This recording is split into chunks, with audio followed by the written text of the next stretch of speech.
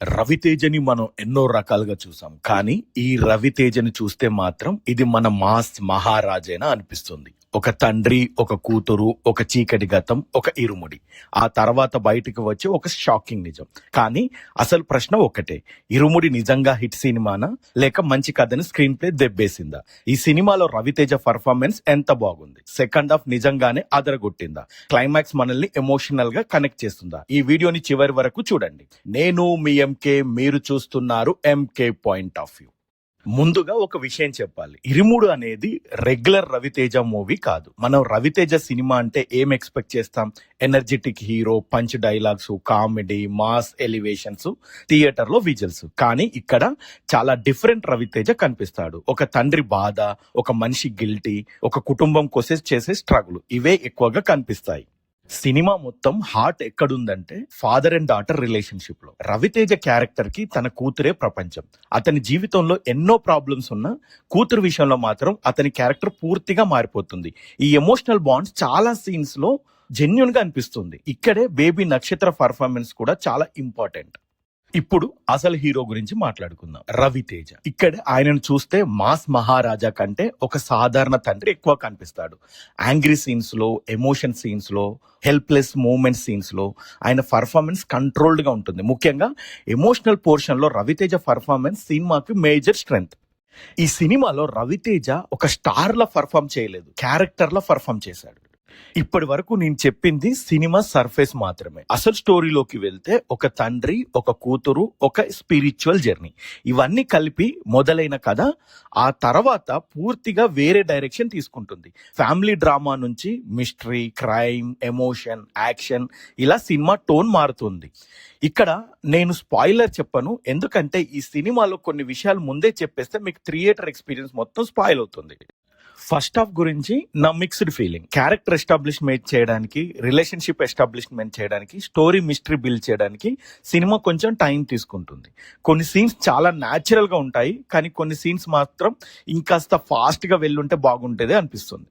ఇంకా second half విషయానికి వస్తే ఇంటర్వెల్ తర్వాత సినిమా అసలు గేరు మార్చుకుంటుంది. మొదటి భాగం చూసిన ఫ్యామిలీ డ్రామా సెకండ్ హాఫ్ లో సీరియస్ ఎమోషనల్ థ్రిల్లర్ గా మారుతుంది. కొన్ని రిలేషన్స్, కొన్ని అన్కంఫర్టబుల్ సీన్స్, కొన్ని ఇంటెన్స్ మూమెంట్స్, ఇవన్నీ కథని మరో లెవెల్ కి తీసుకెళ్లే ప్రయత్నం చేశాయి. ఇక్కడే సినిమా మనల్ని ఒక ప్రశ్న అడుగుతుంది, మన చుట్టూ జరుగుతున్న తప్పును చూసి కూడా మనం మౌనంగా ఉంటే మనం కూడా ఆ తప్పులో భాగమేనా? ఇదే సినిమా సోషల్ యాంగిల్ లో స్ట్రాంగెస్ట్ పాయింట్. ఇరుముడి కేవలం ఎంటర్టైన్మెంట్ కోసం తీసిన సినిమా కాదు. Women safety, injustice, fear, silence లాంటి సీరియస్ సబ్జెక్ట్ ను కూడా టచ్ చేస్తుంది. మెసేజ్ చెప్పాలనే ఇంటెన్షన్ స్పష్టంగా కనిపిస్తుంది. కానీ ఒక మెసేజ్ స్ట్రాంగ్ గా ఉండడం మాత్రమే కాదు, దాని స్క్రీన్ ప్లే లో ఎంత ఎఫెక్టివ్ గా చెప్పామన్నదే ముఖ్యం. ఇక్కడ కొన్ని చోట్ల డైరెక్టర్ చాలా సక్సీడ్ అయ్యాడు, కొన్ని చోట్ల ఇంకా బెటర్ గా తీసుంటే బాగుండేది అనిపిస్తుంది. ఇప్పుడు డైరెక్టర్ గురించి మాట్లాడాలి. శివ నిర్వాణ ప్లస్ రవితేజ, ఈ కాంబినేషన్ అనౌన్స్మెంట్ వచ్చినప్పుడు ఇంట్రెస్టింగ్ అనిపించింది. ఎందుకంటే శివ నిర్వాణ అంటే ఎమోషన్స్, రిలేషన్షిప్, రవితేజ అంటే ఎనర్జీ, మాస్. ఈ రెండు కంప్లీట్ డిఫరెంట్ స్టైల్ ని కలపడం ఈజీ కాదు. కొన్ని సీన్స్ లో కాంబినేషన్ ఎక్సలెంట్ గా వర్కౌట్ అవుతుంది, కానీ స్క్రీన్ ప్లే పేసింగ్ విషయంలో ఇంకాస్త ట్రిమ్మింగ్ ఉంటే మూవీ ఇంకా ఎంగేజింగ్ గా ఉండేది.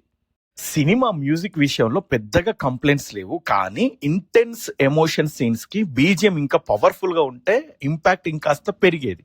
కొన్ని సీన్స్ మనకు విజువల్, ఎమోషనల్ స్ట్రాంగ్ గా అనిపించిన బ్యాక్గ్రౌండ్ స్కోర్ మాత్రం ఆ లెవెల్లో ఎలివేట్ అవ్వలేదు.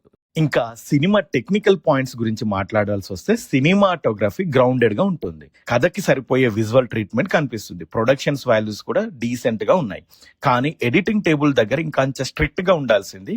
10 to 15 minutes ట్రిమ్ చేసుంటే ఫేసింగ్ డెఫినెట్లీ ఇంప్రూవ్ అయ్యేది. ఇప్పుడు క్లైమాక్స్ గురించి స్పాయిలర్ మాత్రం చెప్పను, కానీ ఒక విషయం చెప్పగలను. క్లైమాక్స్ లో యాక్షన్ కంటే ఎమోషన్ ఎక్కువ వర్కౌట్ అవుతుంది. రవితేజ పర్ఫార్మెన్స్ అక్కడే ఇంపార్టెంట్. ఫాదర్ డాటర్ ఎమోషన్స్ కూడా అక్కడే పే ఆఫ్ పొందుతుంది. కానీ క్లైమాక్స్ ఎగ్జిక్యూషన్ ఇంకొంచెం టైట్ గా ఉంటే థియేటర్ ఇంపాక్ట్ ఇంకాస్త బిగ్గర్ గా ఉండేది. ఇప్పుడు అసలు క్వశ్చన్, ఇరుముడి హిట్టా ఫ్లాఫా? నా ఒపీనియన్ లో ఇది కంప్లీట్ మాస్ ఎంటర్టైనర్ కాదు, ఇది కంప్లీట్ థ్రిల్లర్ కూడా కాదు. ఇది ఒక emotional family drama and social thriller.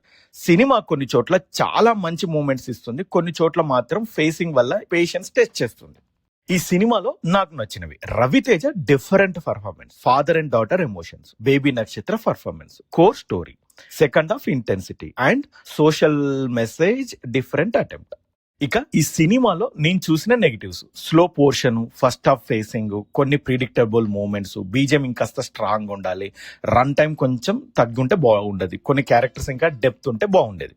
ఇరుముడి గురించి ఒక్క మాటలో చెప్పాలంటే మాస్ మహారాజా నుంచి మాస్ కాకుండా ఎమోషన్ కోరుకున్న సినిమా. ఇది రవితేజ ఫ్యాన్స్ కు ఒక డిఫరెంట్ ఎక్స్పీరియన్స్.